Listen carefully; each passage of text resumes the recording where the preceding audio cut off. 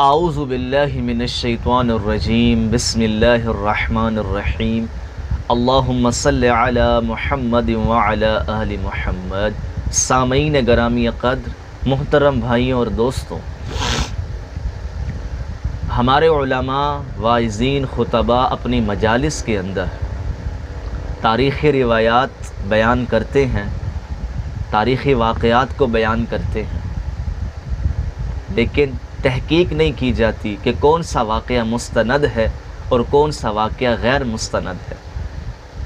بہت سے واعظین ایسے بھی ہیں جو تاریخی واقعات کی بنیاد پر صحابہ کرام کی کردار کشی کرتے ہیں، اور بہت سے واعظین ایسے بھی ہیں جو تاریخی واقعات کی بنیاد پر اہل بیت اطہار کی کردار کشی کرتے ہیں، ان کی تنقیص کرتے ہیں۔ بنیاد کیا ہے؟ تاریخ۔ یہ تحقیق نہیں کی جاتی کہ کیا یہ واقعہ صحیح بھی ہے یا من گھڑت ہے، جھوٹا ہے، بس بیان کیے جا رہے ہیں، اور مقصود ان کا تاریخ بیان کرنا نہیں ہے، مقصود تنقید کرنا ہے، چاہے صحابہ پر ہو چاہے اہل بیت پر ہو۔ اور بہت سے ایسے بھی دیکھے جنہوں نے معاذ اللہ حضور کی بھی تنقیص کی، صرف تاریخی واقعات کی بنیاد پر۔ بہت سے واقعات تاریخ میں بیان ہوئے ہیں جن کی نسبت حضور کی طرف کی جاتی ہے کہ آقا علیہ السلام نے یہ کیا، معاذ اللہ آقا علیہ السلام کے ساتھ ایسا ہوا، حالانکہ وہ من گھڑت ہیں، جھوٹے واقعات ہیں، لیکن بیان کیے جاتے ہیں۔ تو یہ کیسے پتہ چلے کہ یہ واقعہ مستند ہے، یہ واقعہ غیر مستند ہے، یہ صحیح ہے، یہ غلط ہے؟ کس طرح دودھ کا دودھ اور پانی کا پانی کیا جائے؟ ظاہر ہے کوئی تاریخی روایت ہم تک پہنچی ہے تو اس کا کوئی تو اصول ہوگا جس پر ہم اس روایت کو پرکھ لیں، چیک کر لیں، چاہے وہ حضور کے بارے میں ہو، اہل بیت کے بارے میں ہو یا صحابہ کے بارے میں ہو۔ کیا جرت کسی کی کوئی صحابی پر تنقید کرے یا اہل بیت کے کسی فرد پر تنقید کرے یا تاجدار کائنات پر معاذ اللہ تنقید کرے؟ بنیاد ہم نے روایات کو بنا لیا ہے، تو کوئی تو ایسا اصول ہو جس پر روایات کو پرکھا جائے، ان روایات کو اس اصول پہ پیش کیا جائے، ہر بات کھرا سچ سامنے آ جائے۔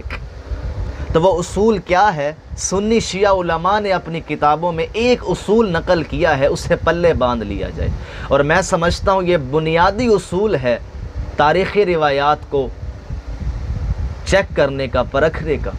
بہترین معیار علماء نے بیان کیا ہے، اسی کو ہی سامنے رکھا جائے اور علم کی بات بھی اسی اصول کے تحت کی جائے۔ اصول سرکسی کے اندر امام سرکسی بیان کرتے ہیں کہ جو روایت کتاب اللہ کے خلاف پائی جائے وہ رد ہے، مردود ہے۔ یہ پہلا اصول بیان کیا، اور آگے حضور کی حدیث نقل کرتے ہیں کہ آقا علیہ السلام نے فرمایا، میرے بعد تمہارے پاس بہت سی روایتیں پیش کی جائیں گی، جب بھی کوئی روایت تمہارے سامنے آئے تو اسے اللہ کی کتاب پر پیش کرنا، اگر وہ اللہ کی کتاب کے مطابق ہو تو اسے قبول کر لو، یقیناً وہ میری ہی بات ہے، اس روایت کی نسبت میری طرف درست ہے، اور اگر وہ اللہ کی کتاب سے ٹکرا جائے، معارض ہو، مخالفت ہو اس میں اللہ کی کتاب سے، تو اس کو رد کر لینا، یقین کرو میں اس سے بری ہوں۔ یہ حضور فرما رہے ہیں کہ کوئی روایت بھی اللہ کی کتاب سے ٹکرا جائے، اللہ کی کتاب کی مخالفت کرے، تو یقین کرو وہ میں نے نہیں کہا، وہ میری بات نہیں ہے، رسول اللہ بیان کر رہے ہیں۔ تو یہ پہلا اصول امام سرکسی نے بیان کیا کہ کتاب اللہ پر ہر روایت کو پیش کیا جائے، اگر اس کے مطابق ہے تو قبول کر لو، اس کے خلاف ہے تو رد کر دو۔ اور اسی طرح اصول فقہ کی ایک اور کتاب التوضیح والتلویح کے اندر اسی حدیث جو میں نے بیان کی اس کی تشریح میں نقل کیا ہے، یعنی اس حدیث نے بتلا دیا کہ جس روایت میں کتاب اللہ کے خلاف مضمون وارد ہے وہ رسول اللہ کا فرمان نہیں ہے، وہ خود ساختہ اور مصنوعی چیز ہے۔ اور اسی طرح خطیب بغدادی نے کتاب الکفایہ فی علم الروایہ، اس کے اندر حضرت ابو ہریرہ سے ایک روایت نقل کی ہے۔ سیدنا ابو ہریرہ حضور سے روایت کرتے ہیں کہ آقا علیہ السلام نے فرمایا، میری طرف منسوب شدہ مختلف قسم کی روایات ان قریب تمہارے پاس پہنچیں گی۔ آقا علیہ السلام پیشین گوئی فرما رہے ہیں۔ تو کیا کرنا، جو کتاب، جو روایت اللہ کی کتاب اور میری سنت کے مطابق ہو وہ درست ہوگی، اور جو کتاب اللہ اور میری سنت سے ٹکرا جائے، اس کی مخالفت کرے، وہ صحیح نہیں ہوگی۔ شیعہ علماء نے بھی اصول بیان کیا ہے تاریخی روایات کو چیک کرنے کا، تاریخی روایات کو کس طرح پرکھا جائے، اور یہی اصول بیان کیا کہ اسے قرآن پہ پیش کرو۔ امام باقر علیہ السلام فرماتے ہیں کہ حضور نے فرمایا کہ جب تمہارے پاس کوئی حدیث پہنچے تو اس کو کتاب اللہ اور میری سنت پر پیش کرو، جو کتاب اللہ اور میری سنت کے مطابق ہو، موافق ہو، اس کو قبول کر لو، اور جو کتاب اللہ اور میری سنت کے برخلاف ہو اس کو تسلیم نہ کرو، ہرگز اس کو تسلیم نہ کرو۔ یہ سیدنا امام محمد باقر علیہ السلام بیان کر رہے ہیں۔